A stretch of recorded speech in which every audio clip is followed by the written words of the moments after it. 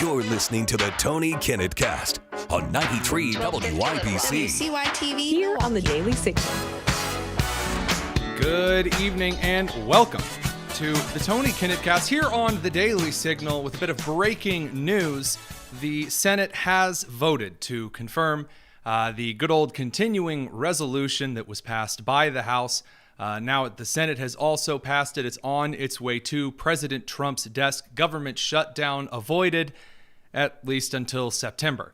And the final vote, in case you were curious, was 54 to 46. Rand Paul, a Republican from Kentucky, did not vote in favor of the continuing resolution. Not exactly a surprise there. And two Democrat senators, well, a Democrat and a independent, voted in favor of the continuing resolution. One of these is Jeanne Shaheen, who is no longer campaigning for re-election. So New Hampshire is going to be a real interesting place here pretty soon. And then Angus King of Maine, who is technically an independent.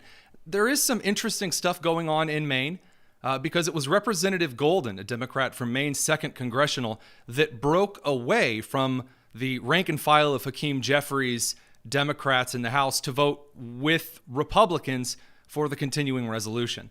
Now, this, of course, comes on the heels of Chuck Schumer caving. And he's tried to put on a big tough face. Well, we forced Donald Trump to the table and that this is a Republican shutdown that they almost had. Don't let him lie to you. It's so bad. It's so bad for his party.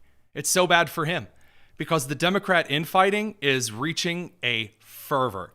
From the group Justice Democrats, which is a political pack, sent out mass texts this afternoon saying, F, Chuck Schumer, Democrat leadership is failing. Help us unseat them in 2026. So yes, bringing the party further to the left. Excellent. Yes. Lots of infighting. Trump, because it's Trump, just taking the knife and just sticking it in there and twisting it around, sent out a post at 9:30 this morning. And he's like, congrats to Chuck Schumer for doing the right thing. Took guts and courage. The big tax cuts, LA fire fix, debt ceiling bill, and so much more is coming. We should all work together on that very dangerous situation. He then goes on and says it's a really good and smart move by Senator Schumer. And this really, really upset Democrats because, of course it did. Here's Ayanna Pressley, the member of the House caucus with the, the House Progressive Caucus of the woke crew, which perhaps isn't the brightest, but not exactly a lot of young progressives in the House with burgeoning brainiac moves. Here's Ayanna Pressley just not having it. Congresswoman, only a few moments ago on Truth Social, President Trump praised Senator Schumer for having the, quote, guts to do the right thing, calling his support of the spending bill a smart move. How will that sit, you think, with House Democrats? Well, again, I don't think we should be moving in any way to elicit praise from Donald Trump, who has no respect for Congress and the power of the purse, who is by the hour rolling out proposals and executive actions that are lawless and that are callous. We do not want to be praised by Donald Trump. This is a hostile government takeover. He is a dictator. And what do you meet a dictator with? Defiance. The Democrats can't only be the adults in the room. We have to be the fighters too. She said, wearing the big novelty teal glasses. That we Democrats have to be the adults in the room. She said, wearing New Year 2020 glasses next to purple hair Rose DeLauro. I love one of the comments. I like her binoculars. Oh, it's just awesome. AOC also is just melting like wax in front of a spotlight. Again, when you have to have little awkward like Jiminy Cricket conscience chats with yourself, it ain't going very well. The point that Senator Schumer has kind of made is, the CR is bad, but a shutdown is worse. So how do you respond to that point?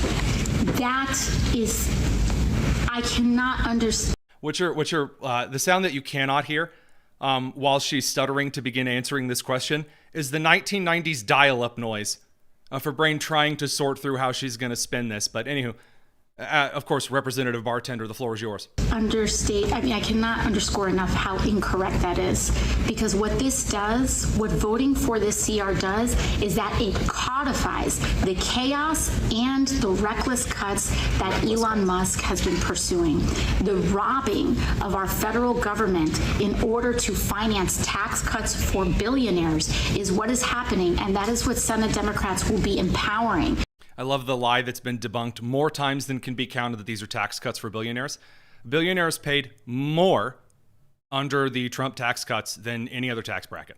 And by the way, is that like billionaires are wonderful, rich people? No, it's just an objective fact that those in the upper earning groups, according to the IRS tax brackets, paid more under the Trump tax system. So, you can get out there and lie and try, young Latina energy Bernie Sanders, but no.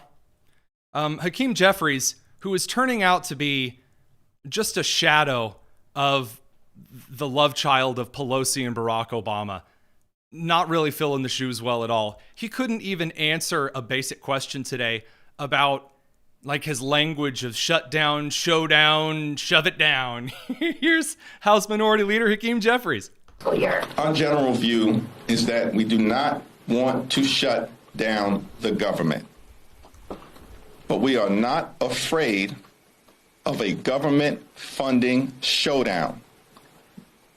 And we will win that showdown because we stand on the side of the American people. What's the difference between a shutdown and a showdown to you? Next question.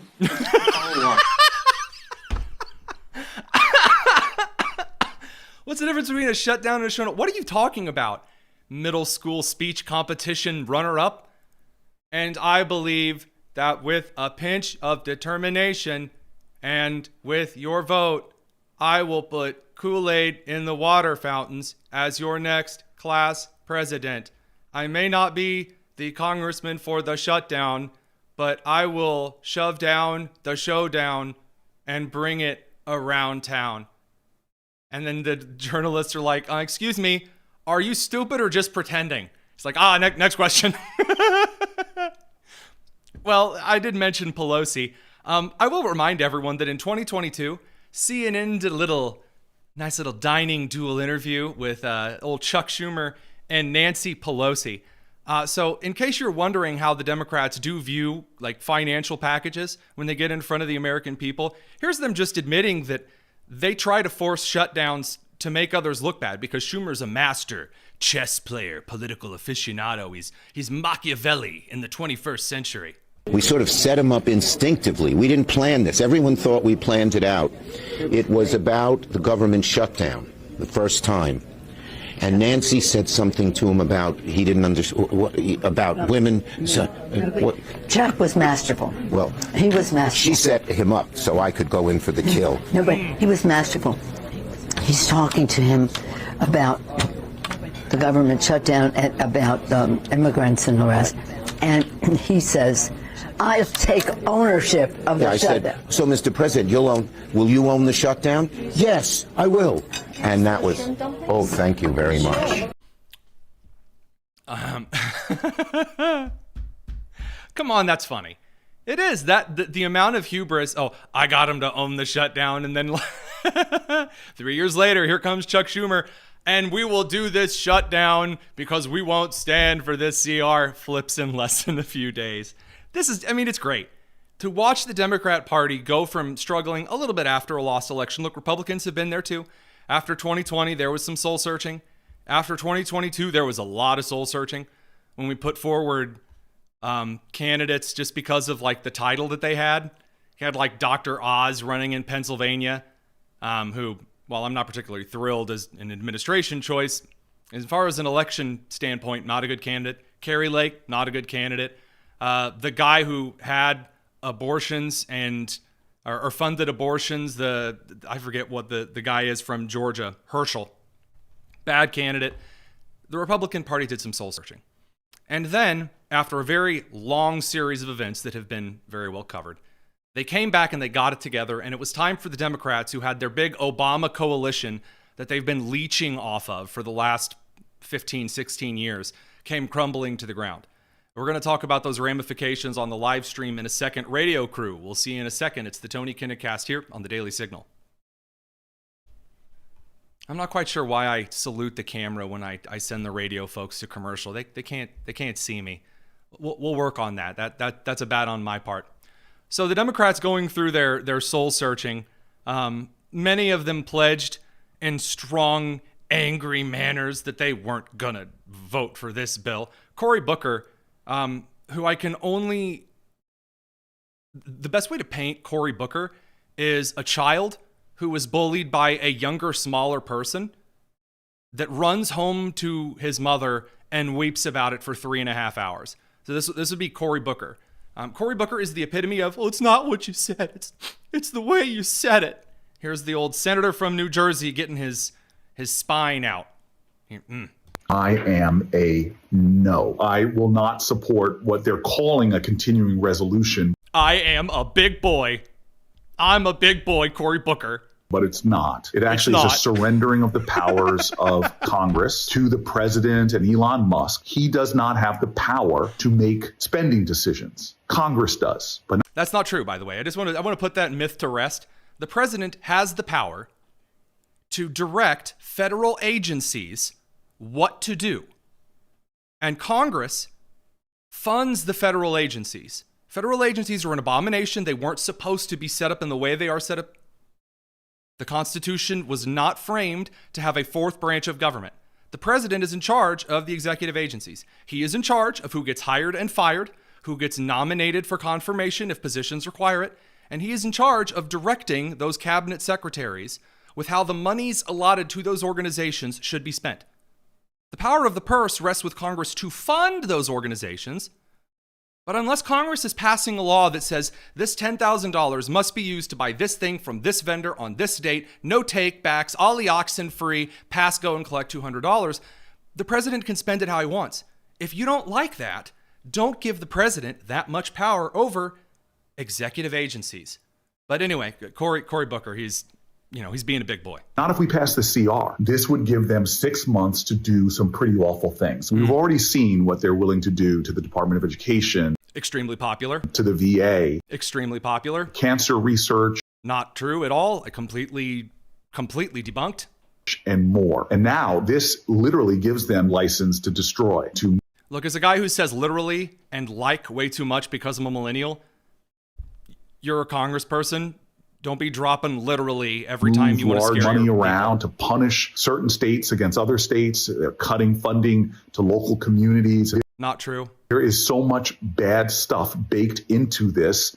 Just as a hot take, again, just since we're offering hot little communications takes to the boys, girls, and squirrels in the comms offices. Again, I am certainly not the only millennial out there who has, in the process of doing a little active video editing, zoomed the camera in drastically for a little, dramatic effect. I'm not, but I'm going to be honest with you. If you're trying to convince people of something as a senator or representative, an overly edited video, I think it comes off as rather fake.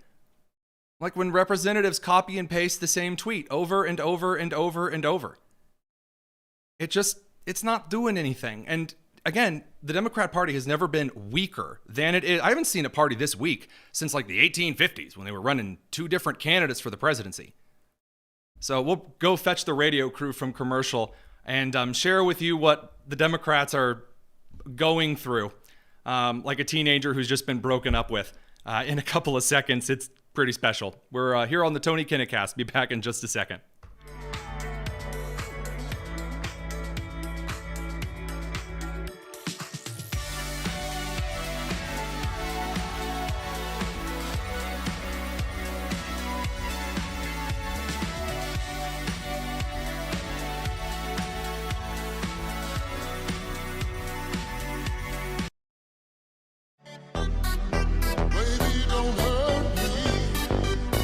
This is the Tony Kinnett Cast on 93 WIBC. I can't tell you how wonderful it is to get to the end of the week like this. We're going to actually talk to Andrew Wilkow about this over from Salem in just a bit. That as a broadcaster, this has become my full-time role. I don't get to do as much investigative columnist-style writing as I used to.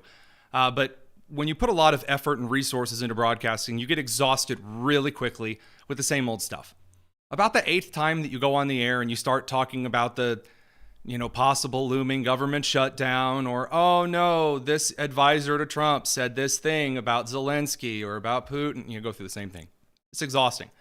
To get to the end of a week and watch individuals who have promised the moon on the left side of the aisle be slapped in the face with a wet slice of pizza, it's pretty fantastic.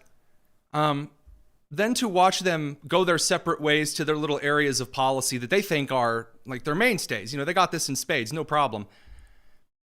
It ain't getting better. Jasmine Crockett, as those who listen to the show know, is truly my favorite representative in the House of Representatives.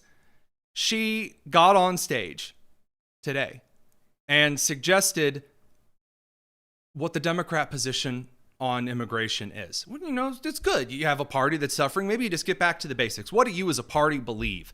Well, the Democrats have said some very weird things about immigration in the last couple of months, like who's going to pick the crops, who's going to water my garden, who's going to clean my office, who's going to clean the hospitals. And so a young congresswoman getting up in front of a crowd and saying, hey guys, these are the standards the Democrats believe in for immigration. That might be very welcome right now. Might actually have a little bit of leadership. And it goes just about how you'd expect. How many of you are sending your kids to college to go and work on them? Okay, well, guess who is working the farms? So that you can afford your food.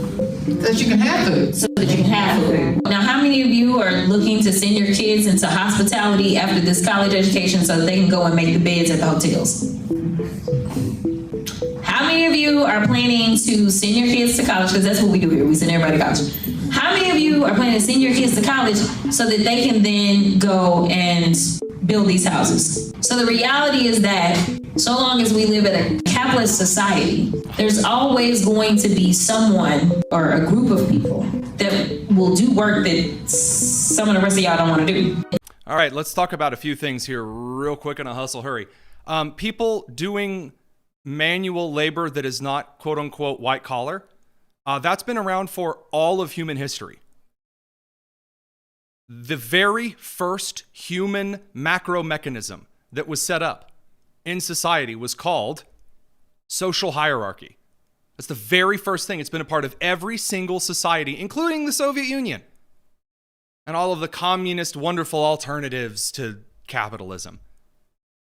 So she's dead wrong, but you already knew she was stupid. What I really enjoyed is that when you have a lot of Democrats like this thinking they're getting a leg up and they're like dunking on people, they don't realize that whom they are dunking on is themselves. So what did she say? She talked to that room of people saying, you guys all send your kids to college so they don't have to do manual labor jobs. And there was awkward laughter in the room because she said the quiet part out loud. In the liberal elite coastal areas, children are sent to college not so they can be better qualified to earn a decent living, but because that's where the stupid lie out of the 80s came from, out of the 70s and the 80s, excuse me, that if you don't want to be poor and homeless, send your kid to college. And then, through the aughts and the tens, then they'll be entitled to a lot of extra frivolities and resources and whatever on the backs of everyone else, which is cronyism. And socialism if it's through a mechanism of the government. So having Jasmine Crockett get up there and say, well, we're trying to make sure that we can provide for all of you, my liberal elite friends out there, to enjoy all of those illegal immigrant crop pickers picking your food cheaply and dusting your furniture cheaply and cleaning the hospitals cheaply. You think this is gonna do what for you in the middle of the country? In inner cities. Is that really the move? You think union workers are going to hear that and go, oh, yes, that's fantastic? I see one party that is promoting trade schools and being involved in your community. I do this kind of stuff during the evening and I put on a blazer. Absolutely. During the day, it's a lot of manual labor around the house and in the community and helping individuals on projects constantly. And look, am I a professional electrician? Absolutely not. I taste pennies all the time because I get a little too close to the hot wire. That's a problem. But like knowing what physical labor is like is in fact a necessity of a society. And Jasmine Crockett up there saying, well, we really need this lower income class to do all the crop picking for us is, just a little bit weird. Just a little bit telling. So I'm going to get completely dunked on by all of the trades guys in the comments suggesting that electrical work is work. Hey, I don't get the chance to roof anymore. My knees don't bend like they used to. All right, I should point this out. That speaking of the elite groups and their heady beauticiousness and moral superiority, at the Kennedy Center, Vice President Vance took his wife to watch an orchestra. And so there are several like box balcony seats, and he showed up and the crowd responded about as you would expect a liberal crowd to respond in Washington, D.C. Again, if you're watching, you'll be able to see this. If you are listening to it only on podcast or radio, I will try to describe what is going on with those in the room.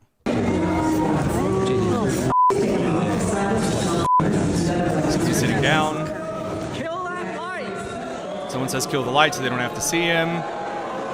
This group starts booing. And then Vance just smiles and waves. His wife pays it no attention. Doesn't care. Now here's the best part. For those who are watching, check out when the crowd comes into the camera angle. Here in a second, they're going to pull the camera away from Vance, and you're going to see the class of individuals that is booing J.D. Vance and the Second Lady of the United States. Wait for it. Wait for it. Oh, it's a bunch of old rich white people. Oh, man, it's a bunch of rich liberal elites who probably work for the federal government. A bunch of saggy old wine drunk people. Wow. Doesn't look like middle America there, does it? Gee, I wonder why the left is screwing up so badly. Shocker. Speaking of screwing up badly, even like the purplish senators, blue senators in purple states. Mark Kelly, who thinks a whole lot of himself. I know there's been, a lot of discrepancy. I know Elon Musk said some probably ill-advised things about Senator Kelly's service.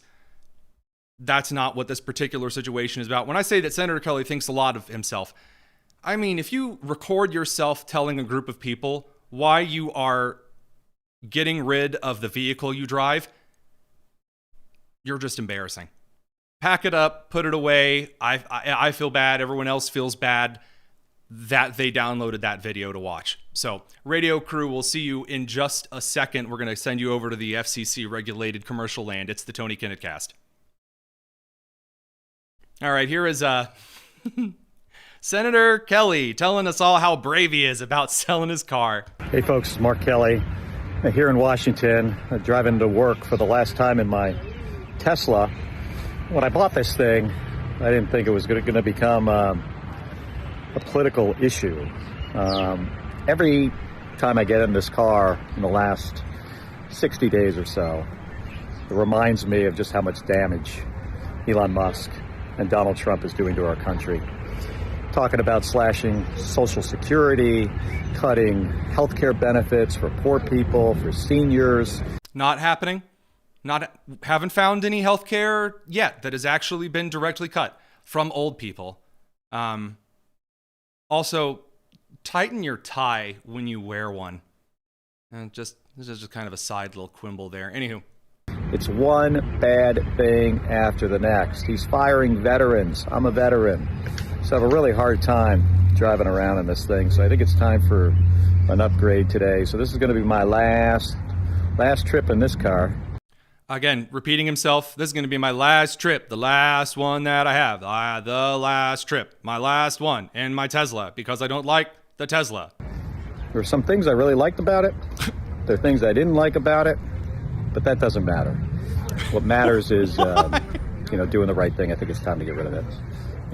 Elon Musk kind of turned out to be an asshole, and I don't want to be driving a car built and designed by an asshole. Okay, so just two fun things here. Number one, I will point out that auto designers throughout history have tended to be a-holes. Henry Ford, very brilliant inventor, brilliant industrialist, kind of an a-hole. The majority of designers who've worked for Chevy, a-holes. My favorite car company on earth, which would be Toyota. The Toyota Corolla, ever on the road for eternity. Their board of designers and engineers, kind of a-holes. That's what makes them, by the way, being disagreeable as an engineer is one of the hallmarks of being an engineer. But again, I don't really have an issue with him calling Musk, an a-hole. The Democrats went on this big, huge, long tirade for years about, how important they are, how amazing they are. Oh, wow, it's incredible, that they are driving electric vehicles. They're going to save the environment. Remember, they've said that we're all going to die if we don't address climate change and start driving electric vehicles instead of oil and gas. So what did the senator go out and pick up? Well, he traded in his Tesla for a Chevy SUV. And oh my gosh, what is that in the back? Why, that's a good old-fashioned gas port. It's an internal combustion engine. Fantastic. Really, nice little fuel door right on the back there. Well, so much for the preening and the posturing about green energy. Yeah, you sure showed Elon. I'm sure he's really going to hate you having bought a car and then selling it to a different seller. It's not like you returned it to Tesla and got a money back guarantee receipt. Just liberal boycotts crack me up. Do we have enough time here to dig into John Bolton being ridiculous? Yeah, we do. John Bolton got in front of the media and said the real reason that Trump is wanting a ceasefire between Russia and Ukraine. Check it out. Principals, Secretary of State Rubio, National Security Advisor Mike Waltz kind of do the talking? Look, the pressure that Trump has put on for a ceasefire is motivated by one thing, Trump's desire for good publicity and to buttress his case to get a Nobel Peace Prize.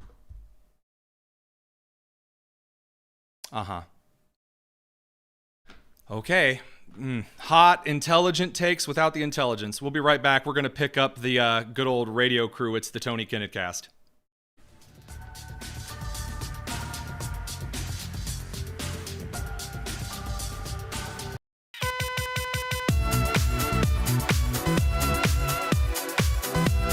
It's the Tony Kinnett Cast on 93 WYBC. All right, now that we've got the whole gang back together, got the radio crew, got the TV crew, the live streams over on X and on YouTube, my personal favorite place to watch the show, we can talk about what the other side of the aisle is actually doing at the moment. The left is melting down 8 ways from Sunday, so it might actually be useful if we talked about the other news in the country. It's just a night of just straight quick news, left, right, and center. So we've done the left stuff. Let's get to the right stuff. Secretary Marco Rubio is, without a doubt, I've said it before, the best Secretary of State the United States has seen in decades. He might be the best Secretary of State the United States has ever seen. Let me give you yet another excellent reason why. Just before the show, Secretary Rubio announced that South Africa's ambassador to the United States is no longer welcome in the country. Ibrahim Rasool, Rubio called a race-baiting politician who hates America and hates the President of the United States. He says, quote, "We have nothing to discuss with him, and so he is considered persona non grata," which means that he has 48 hours to pack up his crap and get out. Because the United States should not, in any way, shape, or form, have regular dealings with the racial supremacist government of South Africa. And by the way, you should expect for them also to send our ambassador packing as well, because that's usually how that works. Now, according to the article over on Breitbart that Secretary Rubio shared, and I ended up going through and watching some of the videos, they're a bit long and drawn out, so I'm not going to go through them all in this particular segment. The claims of the ambassador to the United States from South Africa, from Razul, stated that Trump is trying to establish a white supremacist order over the entire world. He also said that the Make America Great Again, the MAGA movement, was a white supremacist response to growing demographic diversity in the United States. And here's the kicker. He then suggested that South African farmers who had presented Afrikaner grievances within the U.S. were part of that global effort. So if you don't know all of the dark and dirty history in modern South Africa, let me break it down for you. There is currently a disgusting series of racial lynchings and murders going on in South Africa, where there are groups of individuals running around lynching, beating, and murdering white farmers. Now, I don't mean like European farmers. I mean individuals without a lot of melanin. There have been individuals who are killed who are like, for example, different side of the world, a lot of Hispanic people are white. They look white. They don't have a lot of melanin in their skin. And there are groups of individuals in the African regions that, though they are part of a different ethnicity, they don't have a lot of melanin. Some of those individuals who own farms and homes in South Africa have been lynched and murdered. And the government has just really encouraged this. And so it is wonderful to see a Secretary of State with a backbone. Allow me to remind you of how secretaries of state in the past have dealt with these kinds of things. So Hillary Clinton, I will truly never forget. Obviously, we could talk about Benghazi, and we should. One of the worst responses in the Post, not just in the PR, from a Secretary of State was Hillary Clinton when she condemned the sinking of the Chinook, a South Korean submarine which killed, I think, over a dozen South Korean sailors. And she said, we are going to take action. North Korea is not allowed to do this. It is terrible. Then the United States released some sanctions on North Korea at the request of Hillary Clinton. Marco Rubio ain't here for that.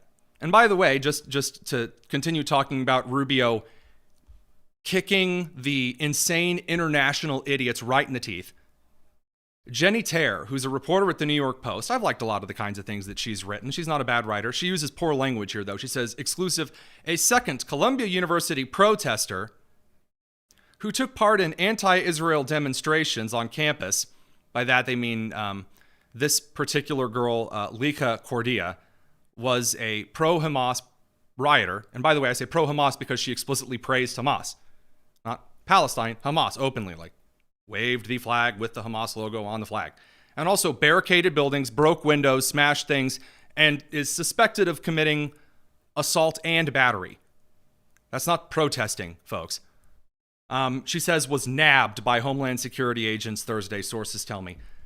Guys, if you're going to do like reporting like this, nabbed, like she was kidnapped. No, she wasn't a citizen, isn't a citizen. People who are here on green cards and visas are guests of the country with permission to be in the country. They do not have the First Amendment right.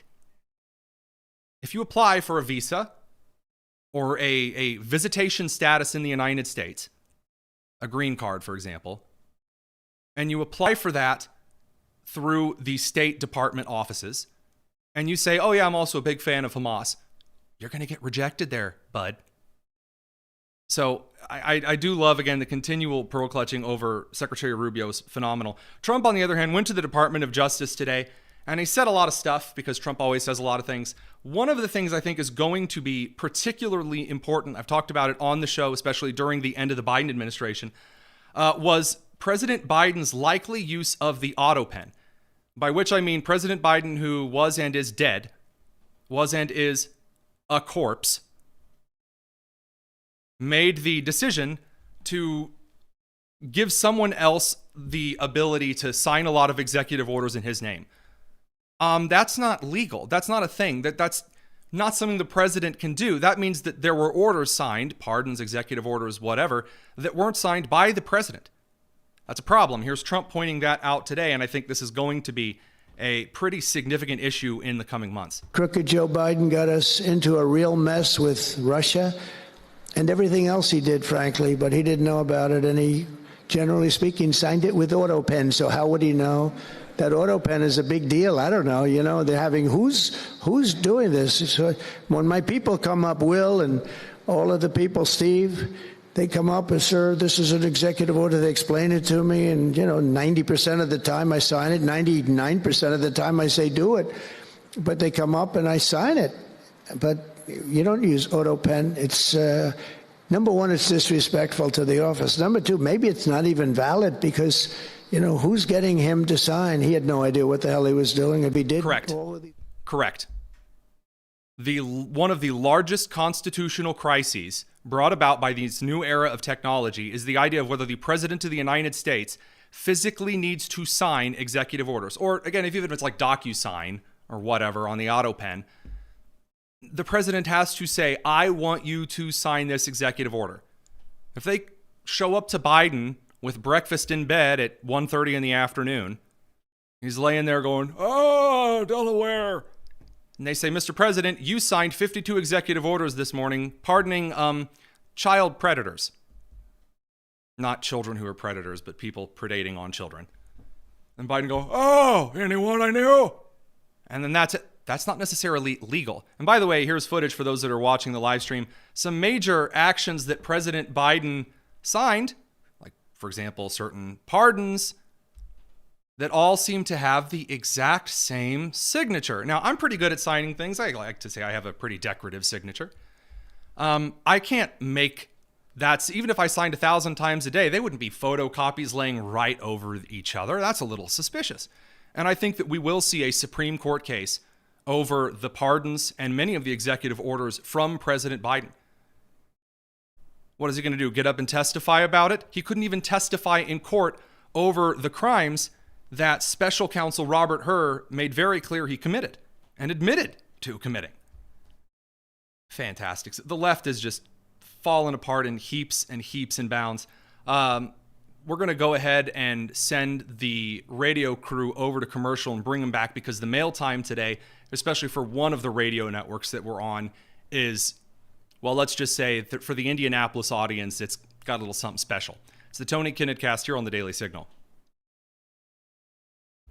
The Department of Education has now opened investigations into 45 different universities under Title VI for alleged impermissible use of race exclusionary preferences, race-based scholarships, and or race-based segregation. These are universities, again, that receive federal funding. So by taking federal funding, you agree to follow a series of federal rules. Or if you have students that are going there on grants that are funded by the federal government, you have to follow federal rules for the funds to qualify for your university. The problem is you would have universities that would provide special discriminatory perks, scholarships, and even enrollment processes for people of color. And you can't do that. You can't do that. You can't provide preference to someone based on race, because the question becomes why? Why are you providing the preference based to someone on race? Now, having been at many of these universities and having been in the education sphere myself far too long, I would like to point out that their answer is that they're trying to provide opportunities for those that didn't have them. And it sounds really nice, but they don't actually give the scholarship to just students from underprivileged backgrounds. So, like, they don't have particular scholarships that say, oh, the single-parent home scholarship. You came from a single-parent home in a low-income area, therefore you qualify for the scholarship. They slap a color on it.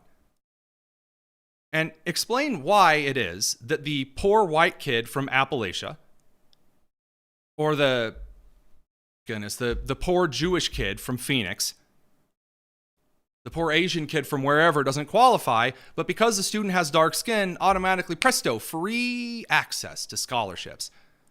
If that university is receiving federal money, that's not allowed. That is a violation of Title VI.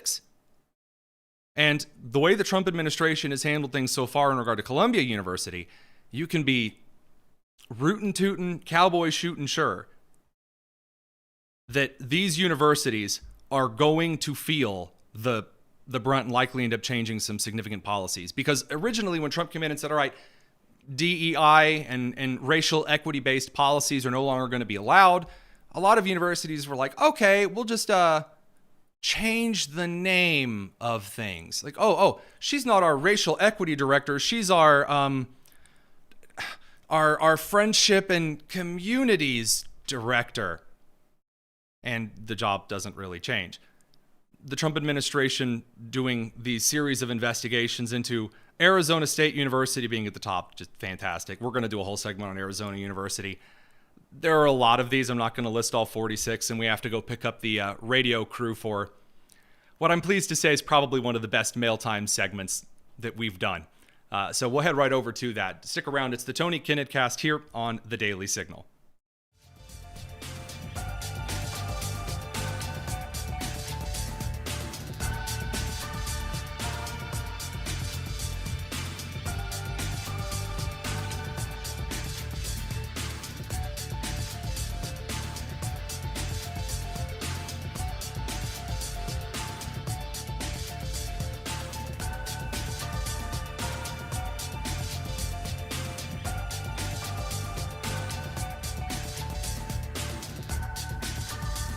Mail time. Mail time. Mail time. On the Tony Kinnett Cast. All right. Mail time normally works by sorting through some of the, all of the various comments that have asked questions. These don't have to be serious questions, although we do get those quite a bit. Over at TonyKinnett.com, have a little submission form if that's easier for you. Or we scramble through all of the comments. We do read every single one of those, especially the ones in other languages. Not that I understand them. I just think it's interesting when people do that. And then we read them here on the air. This week, however, unless we get through this particular comment rather quickly, I've been waiting to answer this question for a while.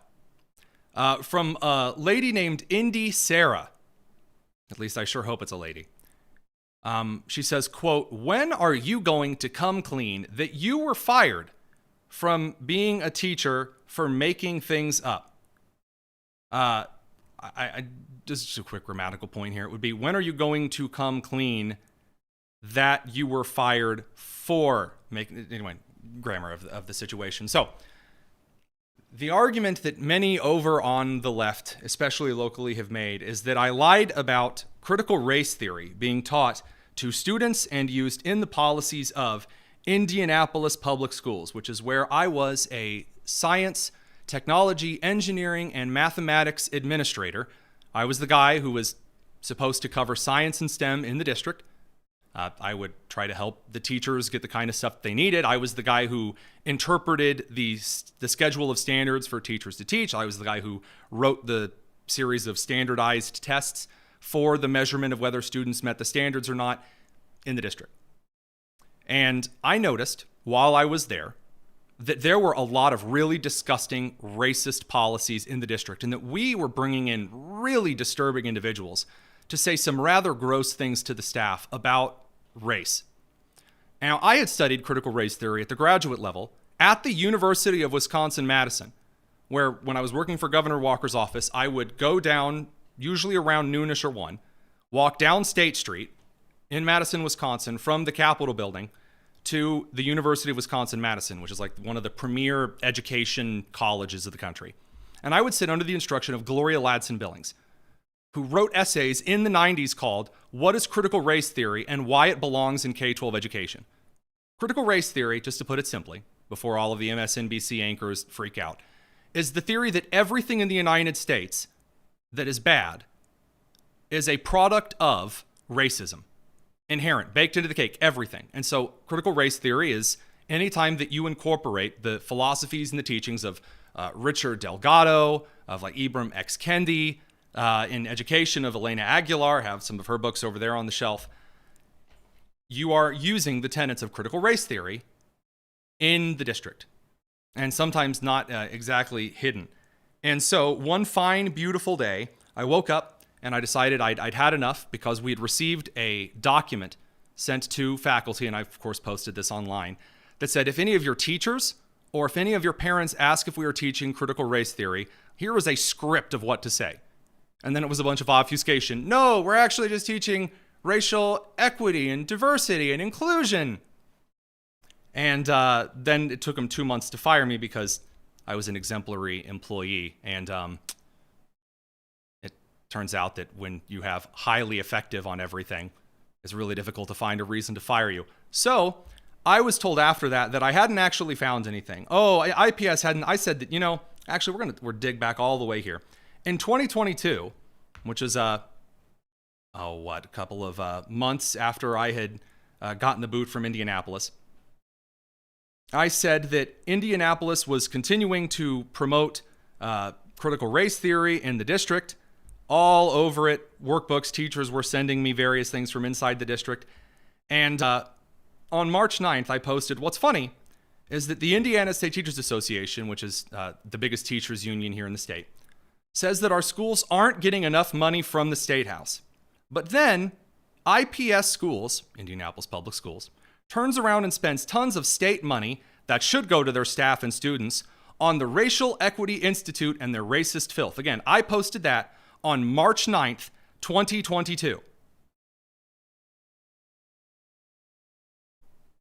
According to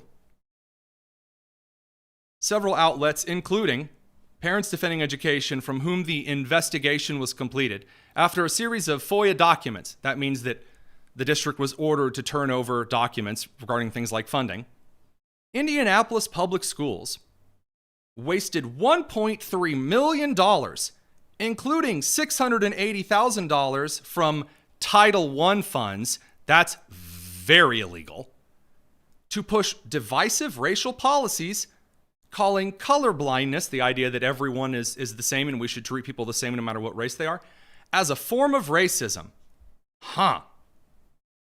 Gee whiz. Well, we're just going to keep on moving to what the Parents Defending Education investigation discovered. And it turns out that all of the serious accusations that I made about the administration at IPS, that they were putting a lot of money into Patricia Payne's racial equity office to push racist policies on the teachers and on the students, in which black students, because Indianapolis Public Schools has never once cared about Hispanic students ever. They claim to. Half of their English second language staff when I was there couldn't even speak Spanish. So it was always very embarrassing when I could speak fluent Spanish and they couldn't. Sorry, there's a little side note. But they would claim that black students were doing poorly in every subject because of systemic racism baked into Indianapolis. And Patricia Payne would get up on these calls and warble her jaws and say a bunch of anti-Semitic and anti-Asian things that were disgusting, by the way, and tell us all and introduce all these racial equity people that they were bringing into the district, spending millions of dollars on, and how we could tell our students that everyone was racist, where I saw teachers forced to apologize at Arsenal Tech High School in Indianapolis by the principal at the time, Cory Franklin, because this particular teacher had a lot of students who were black that were failing. So he had to tell everyone like 2 minutes of shame, like he had to admit that he was racist, like deep psychologically. And then IPS and other schools would get in front of the state and go, more money, give us more money, we don't have enough money. If you drop $1.3 million on speaker fees to come in and tell everybody that Martin Luther King was wrong, you don't need any more money. And I've said this before, and it has never been a better time to remind everyone that every single state legislature in this country, unless you're New York City and New York City has control over their public school system, needs to split every inner city school district in the country up into, they don't even have to be charter or private schools. Split every one of them up. Because inner city schools in this country have failed consistently. Whether it's Baltimore, whether it's Indianapolis, whether it's New York City, whether it's Dallas, I don't care. They've failed. The data shows it. And I and many of my colleagues who did not have the time that I had the luxury of to prepare this investigation and release it to the public. Back at the time, this one, of course, that I'm referencing today that proves a lot of my accusations, again, was from parents defending education and Nicole Neely's crew. But many teachers that I've worked with, administrators as well, have been fired. Why had they been fired? For just making accusations. I don't think that we should be telling students at this school that they're inherently racist. And if they're black, then everything they do is wonderful and they've never done anything wrong, because every bad thing that's happened to them happened because of the genie of white supremacy that's baked into society. And if you're white, well, you really need to go around telling everyone how sorry you are about everything. Oh, and you don't happen to be white, you look white? Oh, well, that just means you're white presenting, so you still need to go and apologize to everyone all the time. And there you go, wasting millions of taxpayer dollars while begging you for more money, of course. And protesting whenever a state legislature suggests we maybe should back off property taxes a little bit, because the Indiana state legislature spends half of our state budget, more than half, on public education, so public schools can then turn around and give millions of taxpayer dollars to, racial equity groups. Have an excellent weekend, radio crew. We will see you on Monday for more fun and shenanigans. This is the Tony Kinnett cast. Over on the live stream side of things, we're going to do just a bit of a bonus tonus and head over to Andrew Wilkow. Take care. All right. Now that I'm done being right and perhaps just a bit bitter over certain institutions that you were called a liar over accusations that you made over. We've got Andrew Wilkow over from Salem on the line. He's the host of the Wilkow Majority, and I'm excited about this particular interview because if you're in broadcasting, or if you're like you guys who tune into a lot of political media on the day-to-day, then you probably hear the same stories, the same news coverage told again and again and again. And so what I'd like to cover in this particular interview, we're going to dive into, is how you get through some of this stuff without beating your head into a wall. And maybe, just maybe, every single time you hear a big breaking news story about one half of one sentence that someone made, it's not the end of the world. So we're going to get over there and catch him, see if he's on the line. It's the Tony Kinnett cast here on the Daily Signal.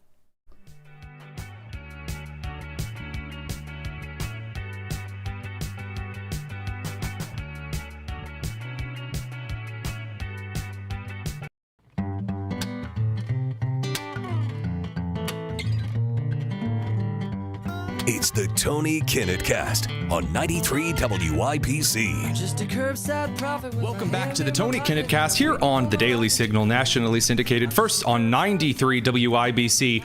We somehow convinced Andrew Wilkow to stop by the show today to talk about the important things. And of course, by that, I mean the 150% meltdown from Tim McBride, or Sarah McBride, whatever you want to call it, or Jasmine Crockett. I mean, it's a fanfare of chaos out there, isn't it? When you have a man posing as a woman, standing there saying that Republicans are starting culture wars and are weird and bizarre. First of all, bro, who's the weird one? And we're not the ones that sent biological males into the women's locker room and onto the field to play women's sports. Don't come at us like we're starting this war. I got to tell you, the other side of the cultural war that the House Democrats are fighting, this is from today, Jasmine Crockett on stage saying that we need illegal immigrants to pick our crops and clean our hotel rooms since the educated won't. Is this not the who's going to pick our cotton line like all over again? What they really mean is our rich and powerful friends want their inexpensive nannies and landscapers, right? That's kind of what they're saying.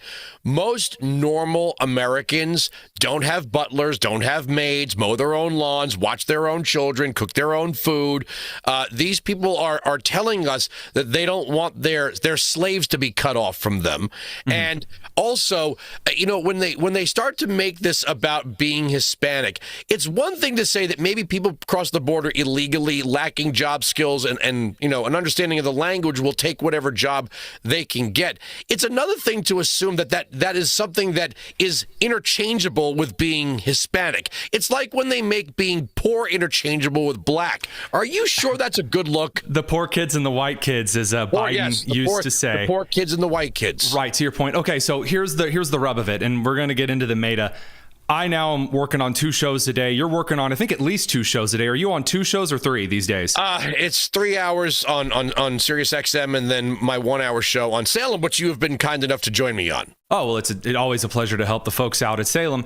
The question that I have is, when you're doing political broadcasting, when you're doing cultural commentary, when you're trying to give people the daily news, do these events start to run into each other in your head as well? Because I feel like I've heard so much of this junk at the same time that I'm not even sure if the clips that I'm seeing are from today anymore. It's like the same horrible train wreck every day, day after day. Dude, how do you deal with it and keep it all straight? Well, first of all, and I remember talking about this with our program director about the summer of 2007, when there was no midterm and there was no presidential election, and it's the summertime, right? You have to know, if you're doing political content in the summertime, you're going to have a low turnout for your content. Kind of like if you're a sports talk guy in a market with maybe only 2 franchises and the season for one of them is over and you're just trying to fill the time till the next season comes along, right? What's the sports talk angle on football a week after the Super Bowl? The junkies are waiting for the draft, but everybody else has kind of moved on to something else. Right. With the era of Trump this summer, no midterm, no presidential election, still going to be high content and attention. There's no slowdown. And watching this Democrat Party, and I said it on TV last night, I said it here earlier, of that document that Politico got leaked to them about all the things Democrats should be doing, if there was a list of 10 things they shouldn't be doing, like making cringe videos, inserting curse words unnecessarily, putting Representative Sarah Tim McBride out front, or letting Jasmine Crockett suck the air out of the room. If you had to name the 10 things they ought not be doing, they're doing all of them.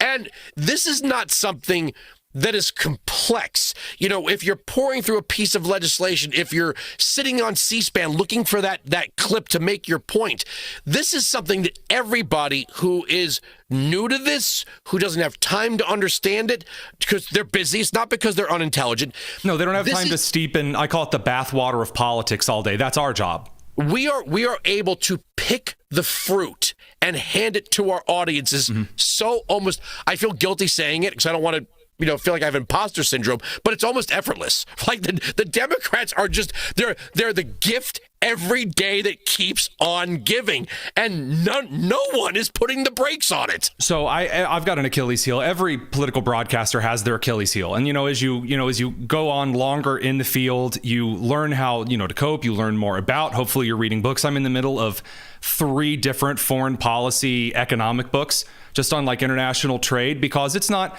my producer's an econ master's student and he never stops talking to me about how I don't use the exact terminology possible on describing international tariff terms. Sorry, Daniel, please don't shut off the lights. but it's crazy to think that if I didn't want to talk about that, if I didn't want to, I don't necessarily have to, because there's so much else going on. We've got federal judges running amok. You've got the dude in a dress yelling at Republicans about being weird, bringing out the old Tim Walz line again as though that's going to work. You got J.D. Vance pimp slapping foreign leaders. I mean, you've really got a whole new field. At the same time, you've got Americans that are waking up and getting involved in politics, like the average American, for the first time in, like a couple of decades? It's really unreal. I have said many times that every host has their passion topic. Sure. Right? It could be foreign policy. It could be anything. I shouldn't. I mean, in the realm of what we do, something interests you more, because if you're talking about something that doesn't interest you, the audience is going to pick it up. And I have said this. I'll give you an example. I'm sick and tired of talking about Russia, Ukraine. For the simple fact, it's not that I don't sympathize with Ukraine's plight. My father's family on both sides are from Odessa. That's not the point. It's that so much of the necessary components of the conversation are being purposefully left out. Like, this is not something that happened under Donald Trump or as a result of Donald Trump, or the whole it's Trump and Putin thing. If Trump and Putin were in league, Putin would have swallowed Ukraine whole when Trump was president, knowing that there would have been nobody there to back them up. Right. They leave out the fact when they say, well, how is Trump going to navigate this? I don't know. The time to push the Russians out of Crimea was back when Obama was president, and they didn't do it. So it's an uphill battle to get people to understand it's not that we're rooting for Russia. It's not that we don't sympathize with Ukraine, but we're spending $150 billion and more on something that's likely to turn out as we expected it to the whole time, and now we're just prolonging the inevitable. But some people are very passionate about Russia, Ukraine, and even foreign policy. I will tell you, and I don't even talk about Israel that much, because I like to talk about the things that are I can prove I'm right. I can win the argument 10 times out of 10. With foreign policy, it is so much gray area. Yeah, because you've got 80 bajillion factors and 100,000 different motives and things that don't culturally connect. And a bunch of people who think they're smart and they aren't. And that's one of the problems, that the pipeline from Georgetown into the State Department has been a disaster. I'm not saying I don't talk about foreign policy, but there are some things I can lay out in what I call mechanical terms, that the wheels turn like this, the lock tumblers work like this. Here are the principles of the subject. Sometimes people don't follow those rules. I'm not giving you my opinion. This is how it works. Yep. With foreign policy, and you also have a lot of emotion that goes into it. But you know what, though? Some people are very comfortable talking about it. It's their passion topic. For me, it's mostly economic failure, border failure, things that are demonstrably failures, right? 20 million people cross the border. You say the border's secure. I can demonstrate that you have failed. You have failed. You're losing. You're failing. Same thing. I'm about to get on the New York City subway. Every day I walk through New York City, and I'm like, this city is failing. I can see it. I'm not giving you my opinion. I could show it to you. Yeah. And I think that one of the biggest reasons that this is such an annoyance to discuss in the realm of political broadcasting and news is because everyone hyperfixates on every small word, as though every press conference is a complete 180 in foreign policy. Every sentence, every word is hyper scrutinized. I'm going to be honest with you. I kind of miss the days that a little bit of the diplomacy happened behind some closed doors, because the fact that the Washington Post's column, where they've diagrammed out Trump's latest sentence to suggesting that he's actually, Putin's sock puppet or whatever, is not benefiting anyone at all. It's the lowest form of clickbait. There are many more things that directly affect Americans to focus on than, oh no, he used the conjunctive instead of the superlative. Spare me. Well, that's the media looking for anything, to criticize. You mean like mounting a molehill or something kind of like that? But it's any opportunity. I think there's a fear in Washington and amongst the Democrats and their allies in the press corps. Okay, I'm going to talk about the topic that I didn't want to talk about. That the outcome of this war, there's the most optimal is the least likely, right? Putin is not going to say, I'm sorry, I'm a war criminal. I'm going to pack up my troops and military. Yeah, I'm going to come into The Hague with my wrists held together. I'm going to go right. I'm going to, retreat back to my border, and I'm actually going to hand you some money to restart your infrastructure and your economy. That's not going to happen. The other two outcomes are that he holds the territory that he's held for 11 years, which goes back to 2014, or there is a forever war that costs Ukraine almost an entire generation of their young male population. And one of the things that we have been talking about is I don't know that their society is ready to deal with PTSD, to deal with veteran suicide, to deal with the costs of men who are missing arms, legs, eyes, hearing, who are going to have a very hard time reacclimating to society. Their country's not that big. So you have the potential of a forever war. Forever wars are bad. Or you're going to have to suck up the fact that Putin might keep part of Crimea, and there's no good outcome, but the body count is stacking up. That's what I think. Trump is. He's a weird mixed bag on some things. On tariffs and taxes for people with this proposal to have people who don't make more than $150,000 pay no taxes at all, that's something the Democrats would come up with. Tariffs, Democrats love trade protectionism.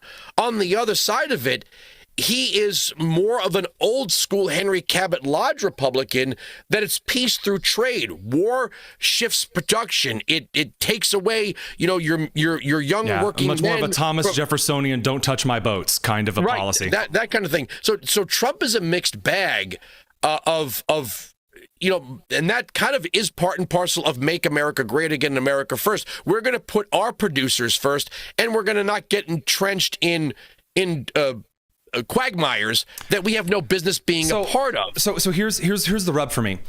I've said the exact same thing that you're saying. I have seen other political, exactly. Your check's in the mail. I've seen other really good political pundits, commentarians, news providers that have said the same thing, and we've said it over and over and over and over again. And I'm going to be honest with you, I'm sick of talking about it too, because what I'm seeing is the same bleeding and crying and pearl clutching from people who have no idea what they're talking about, who come out and say, here's the smoking gun. We finally found it, as though there's some brand new major development. And I got to tell you, I understand why you're exhausted, because I think a lot of the rest of the media enterprise in the world is they've just barked at the same tree for so long. There's no bark left for the dog to scratch barking up the tree. Well,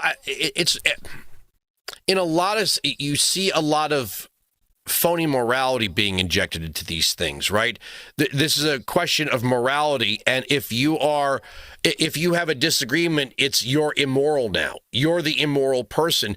If you say, look, Ukraine has fought a valiant fight, they've fought as far as they can fight, unless you want this to literally drain them of their male population, at some point this war has to come to an end.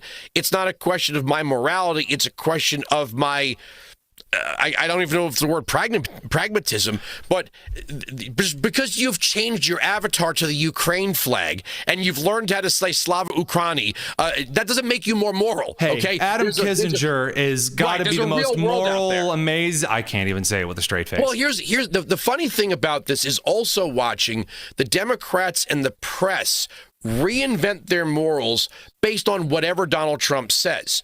So if their belief was that Republicans fed the military-industrial complex, and Trump says, this is costing us billions of dollars, the Democrats say, but those munitions are being made right here in the USA. You mean by the military-industrial complex? Mm-hmm. It's the same thing with Big Pharma. They attacked Big Pharma until Republicans had a question about the vaccines. Then they said, do exactly as Pfizer says. And Pfizer walked away with $100 billion. Yep. Biden says Big Pharma won, Big Pharma lost and the people won. Well, give me $100 billion and call me a loser. Yep. Initially out on the outside of his presidential campaign, back when he was working on, the Illinois Senate race, you had Barack Obama suggesting that the best thing to do with border security was targeting the violent criminals first, and then we can discuss what to do with the rest of them. And now Trump is saying verbatim, just without the pauses and excuses in front of the American people, the same kind of stuff. And the media is like, how could you suggest something so barbaric and horrible? It's wild to see them flip left-leaning approaches to problems that the right has noticed and said, well, we'd solve this a different way. And the left said, well, that's not even a problem. Why are you focused on it? And those are the words of Sarah McBride. Well, I will tell you this, and I don't mind sharing. I'm a giver. I'm a sharer. I found a clip. I found a clip of Obama in 2011 saying, if we're doing Obama impersonations, well, we should cut waste, fraud, and abuse. Congress is not acting. I'm going to. We are starting the campaign to cut government waste. And he goes, I'll tell you where I'm going to start. There's a website that the government's paying for. It's forest rangers who have a folk singing group. Now, I'll put their songs on my iPod, but we're not going to pay for their website anymore. And that's very good. That's very good. Hey, thank you. I do a way better Bernie. But I was actually going to respond with my Bernie Sanders, so we'll leave that for another time. But he says almost verbatim, he sets up the silly spending, right? We would say it's drag queen shows in Ecuador. He sets up the silly thing that nobody can defend. He says that Congress is not acting fast enough, so he's taking executive action as he signs the executive order. Right. And we played it on my show today, and I said nobody called him a Nazi or a fascist. Nobody worried what would happen to a few bureaucrats that lost their jobs. The world wasn't coming to an end. He wasn't being called a dictator when he said, I have a pen and a phone. As a matter of fact, the Democrats and the media never questioned the limits of his presidential authority when he was in office. But if you watch the clip, and I'll happily send it to you when I get out of here to do my thing, you'll go, wait a second. That is just Donald Trump with a different style. It is. And that, again, and this is the last thing I'll throw you with. I'll play the clips afterward for the audience, both of them, so that they get an idea. I have a clip of MSNBC defending Obama in 2013 by citing, are you ready for this? Article 2 of the United States Constitution. Whoa. Yep. Whoa. Boy, has it been a long walk. All right, I'll make you a deal. You send me you send me your clip, I'll send you mine. That sounds like good. Wilkow, thanks for joining us. Always appreciate it. Of course, your show links are down in the description, man. And take care on the New York subways. All right, I'll see you later. All right, so here's the here's the deal. So I'm having trouble getting, his producer did send me the C-SPAN clip. Unfortunately, C-SPAN makes it a big pain in the butt to download their clips. So I'm going to try to play this particular clip. I think we've got it queued up. And then I've actually got something better than half an MSNBC segment. I've got like 6 articles where they cited Article 2. So we're going to try this. If it works, great. But here's President Obama saying exactly what Wilkow is talking about. To complete their work. But in the meantime, we don't need to wait for Congress in order to do something about wasteful spending that's out there. Cutting waste, making government more efficient is something that leaders in both parties, why we launched on our own initiative the campaign Cut Waste. Not just to cut spending, but to make government work better for the American people.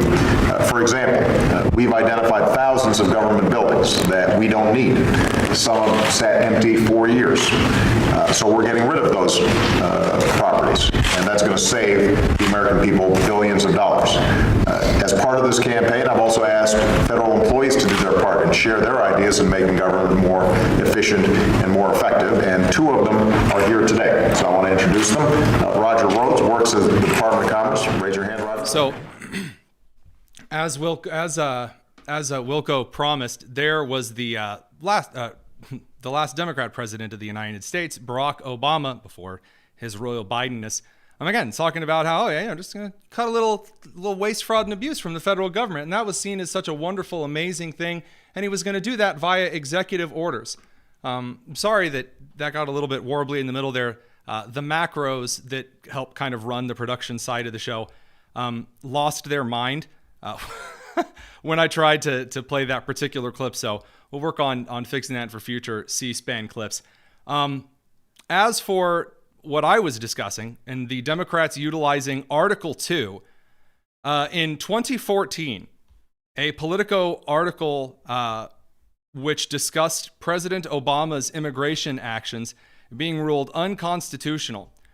The Politico author suggested that because President Obama was the head of the executive branch of government, then he should absolutely be allowed to do basically whatever he wanted regarding immigration, regarding Dreamer status, regarding DHS policy, just because of the Article 2 in the United States Constitution.